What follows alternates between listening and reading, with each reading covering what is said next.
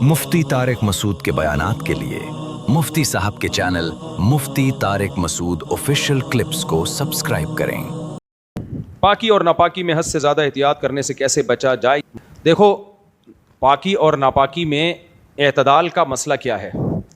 کچھ لوگ تو اتنے بے اعتدال ہوتے ہیں کہ ان کو تو پاکی ناپاکی کا خیال ہی نہیں ہوتا نا، وہ تو کرتے ہی نہیں، وہ بھی غلط ہے۔ اور کچھ لوگ اتنے وہمی ہو جاتے ہیں کہ استنجا ہی کرتے رہتے ہیں سارا دن بیٹھ کے، کپڑوں کو رگڑتے ہی رہتے ہیں۔ ہمیں شریعت نے حکم دیا ہے کپڑا ناپاک ہو جائے تو دو احتیاطیں اس میں کریں۔ غالب اندازہ لگائیں کہ کدھر ناپاکی لگی ہے، یقین ہونا ضروری نہیں ہے۔ مثال کے طور پر پیشاب کا قطرہ لگ گیا شلوار پہ، آپ کو لگا کہ یہ پھیل گیا ہوگا، یا دو چار قطرے لگ گئے ہیں، وہ جو میں نے مقدار بتائی اتنی مقدار میں پھیل گئے ہوں گے، آپ کو لگا۔ اب آپ اس کو دھوئیں گے، کیسے دھوئیں گے؟ پہلے زمانے میں حکم یہ تھا 3 دفعہ دھو، کیونکہ پانی جاری نہیں تھا، کھڑا پانی ہوتا تھا۔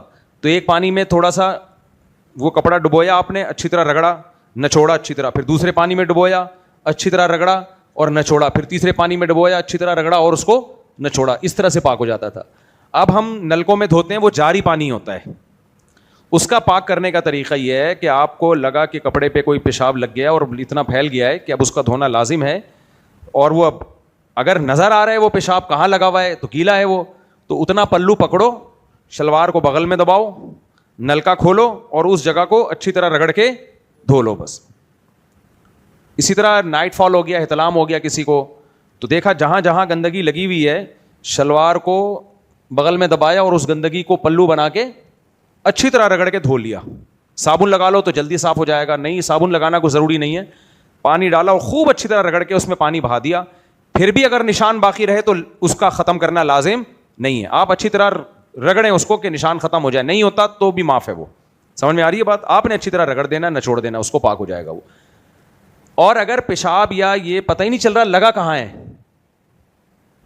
کیونکہ منی کا تو پتہ چل جاتا ہے نا، وہ تو نظر آ جاتی ہے، سوکھ کے بھی نظر آ جاتی ہے، پیشاب کا پتہ نہیں چل رہا ہوتا، بعض دفعہ پیشاب کا قطرہ نکلا گیا کہاں ہے، تو پھر شریعت نے آسانی دی ہے کہ اندازے سے دھو لو جگہ کو۔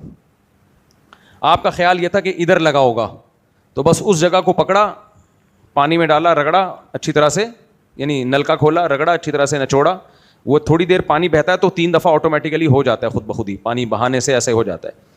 تو پھر وہم نہ کرو کہ ہو سکتا ہے یہاں نہ بلکہ یہاں لگاؤ، کیونکہ وہم میں تو ساری شلواریں اپنی بھی اور محلے والوں کی بھی دھو لو گے، تمہارا وہم دور نہیں ہوگا، یہ ذہن میں رکھنا۔ وہمی آدمی قیامت تک بھی شلواریں دھوتا رہے گا نا، اس کو پھر بھی شک رہے گا کہ ابھی بھی میں کیا ہوں، ناپاک ہوں۔